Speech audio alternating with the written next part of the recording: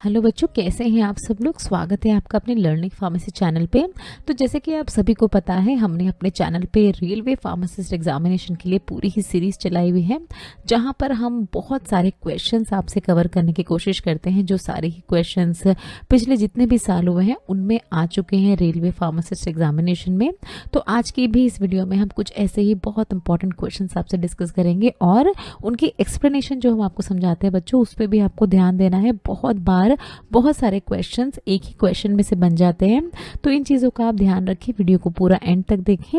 Video start करने से पहले बच्चों, मेरा नाम स्तुति है, मैं एक रजिस्टर्ड फार्मासिस्ट हूँ, करंटली यूएसए में सेटल्ड हूँ और यहीं से आपके लिए सारा ही कंटेंट बनाती हूँ। तो चलिए शुरू करते हैं अपना आज का सेशन। सबसे पहला क्वेश्चन हम देखेंगे अपने आज की इस वीडियो का। पूछ रहे हैं आपसे, the other name of regenerated cellulose. Regenerated cellulose का आपसे दूसरा नाम पूछा जा रहा है। तो देखिए डिफरेंट ऑप्शंस है, rayon, silk, hemp and wool. Answer है बच्चों इसका ऑप्शन ए, रेयॉन। आप देखिए जहां भी आपको ये टर्म दिखाई दे रीजेनरेटेड सेल्यूलोज, तो समझ जाना है आपको रेयॉन की बात हो रही है। रेयॉन क्या है, एक बहुत ही पॉपुलर ऑल्टरनेटिव है नेचुरल फाइबर्स का।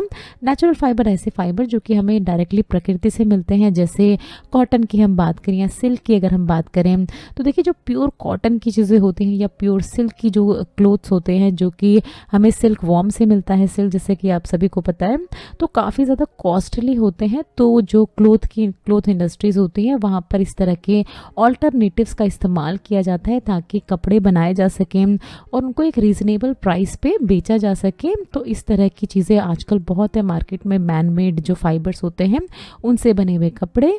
रेयॉन क्या देखिए सेमी सिंथेटिक फाइबर है, सेमी सिंथेटिक तरह का एक ये मटेरियल है जो कि प्यूरिफाइड सेल्यूलोज से ऑब्टेन किया जाता है।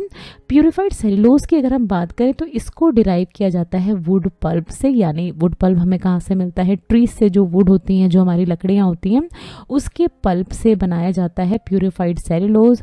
और इस प्यूरिफाइड सेल्यूलोज की मदद से बनाया जाता है रेयॉन, और रेयॉन की मदद से बनाए जाते हैं सारे ही हमारे जो क्लोथ्स होते हैं वो।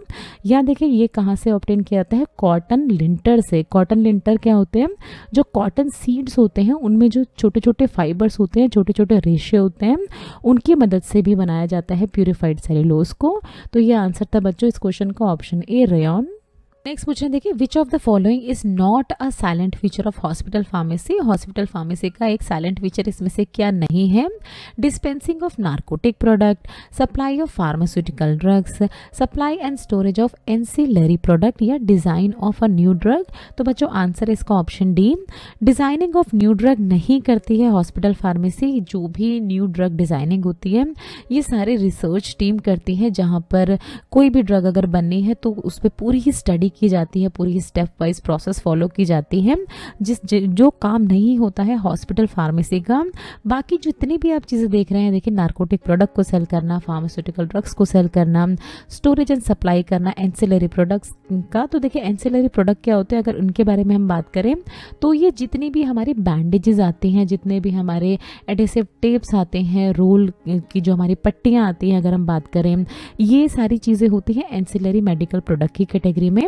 हॉस्पिटल फार्मेसी एक ऐसा डिपार्टमेंट है जो देखिए जितनी भी दवाइयाँ होता है उनको खरीदने का काम करता है।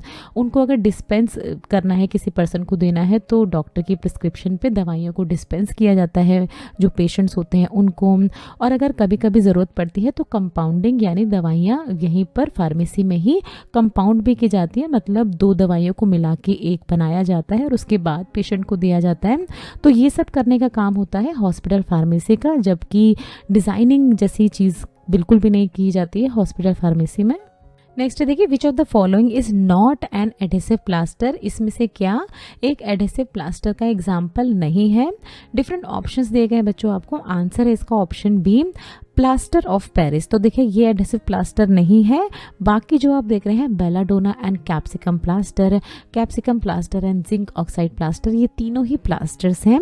और देखिए अगर हम बात करें एडेसिव प्लास्टर्स की, जिनको अलग अलग नाम से जाना जाता है, जैसे एडेसिव बैंडेज के नाम से एंड स्टिकिंग प्लास्टर के नाम से भी इसे जाना जाता है, तो बच्चों इस पे भी अपना एक सेपरेट क्वेश्चन बन जाता है कि sticking plaster is also known as adhesive plaster या एडेसिव बैंडेजेस।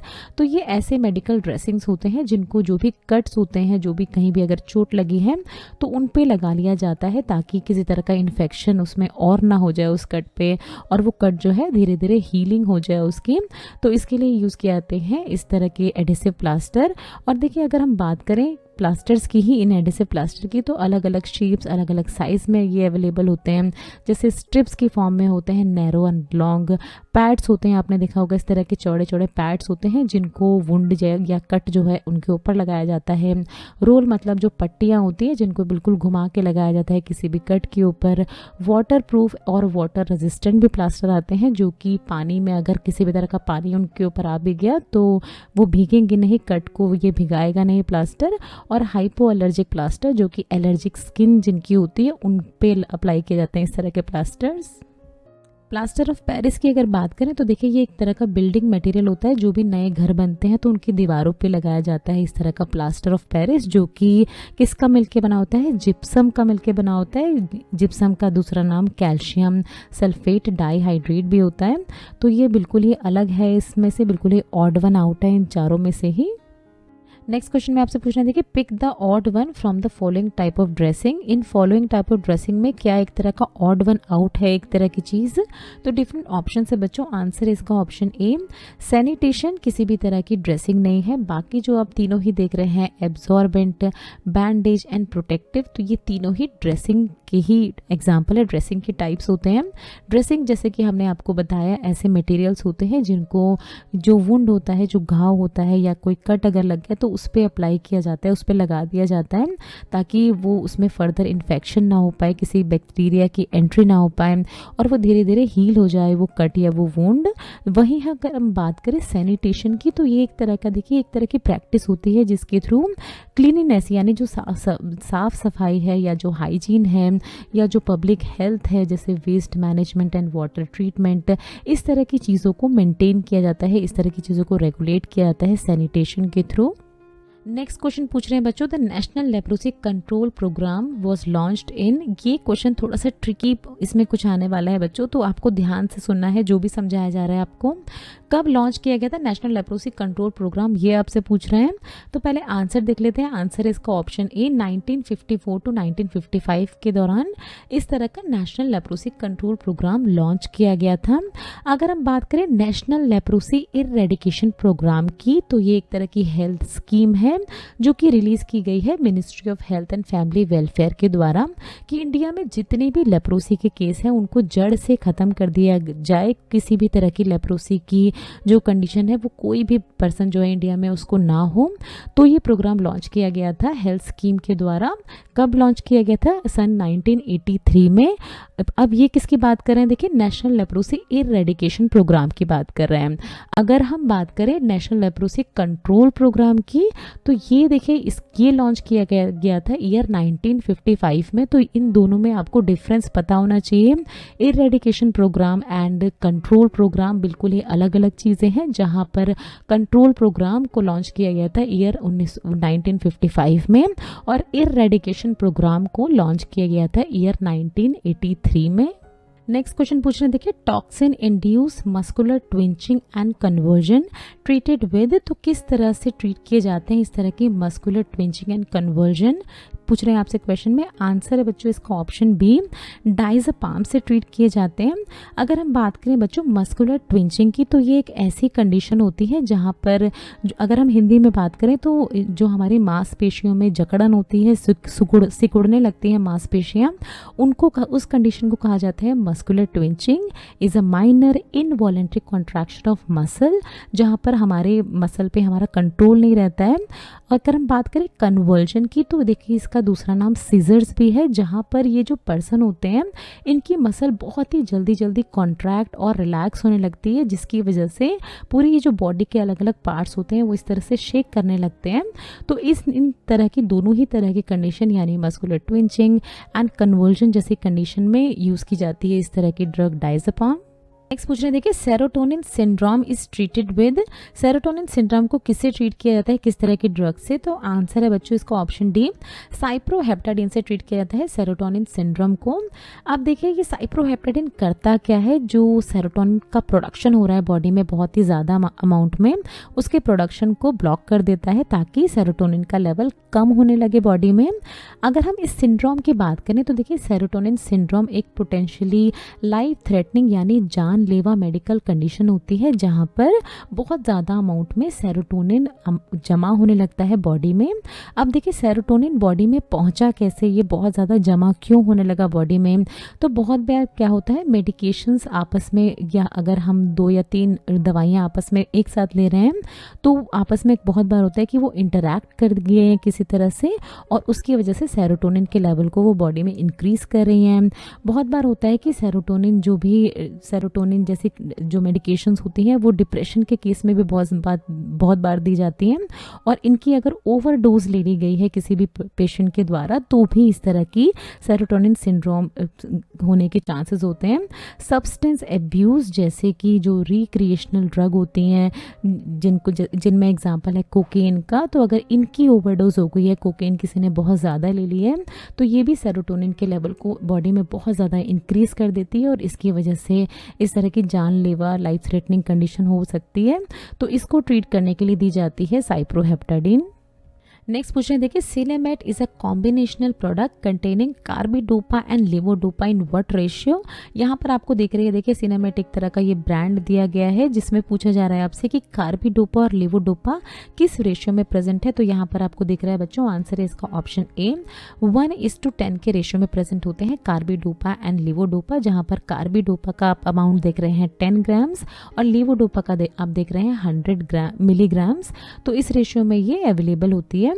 अगर हम बात करें, देखिए कार्बिडोपा को लेवोडोपा के कॉम्बिनेशन में दिया क्यों जाता है, तो देखिए कार्बिडोपा एक तरह का डी कार्बोक्सिलेज इनहिबिटर होता है, जो कि देखिए जब लेवोडोपा के कॉम्बिनेशन में दिया जाता है तो इस तरह की ड्रग जब बॉडी में एंटर करती है तो ये लेवोडोपा के ब्रेक डाउन को इनहिबिट करती है। कोई भी ड्रग देखिए जब हमारी बॉडी में जाती है तो वो टूटने लगती है अलग अलग फ्रेगमेंट्स में, बट इस तरह की अगर कॉम्बिनेशन में दिया जा रहा है लेवोडोपा को कार्बिडोपा के साथ तो ये लेवोडोपा के ब्रेक डाउन को इनहिबिट करता है। अब देखिए ब्रेक डाउन इनहिबिट हुआ तो इसका क्या मतलब है कि ज़्यादा से ज़्यादा अमाउंट में लेवोडोपा पहुंचेगा कहाँ तक, हमारे ब्रेन तक, जो भी पेशेंट है उसके ब्रेन तक, और लेवोडोपा ब्रेन में पहुंचने के बाद क्या करेगा, रिलीज करेगा डोपामिन। क्योंकि क्या है, देखिए लेवोडोपा एक तरह का डोपामिन प्रिकर्सर है। बहुत सारे लोग होते हैं जो पार्किंसंस के पेशेंट होते हैं या जो दूसरी कंडीशन होती है उनके ब्रेन में क्या होता है, डोपामिन का लेवल बहुत ही कम हो जाता है।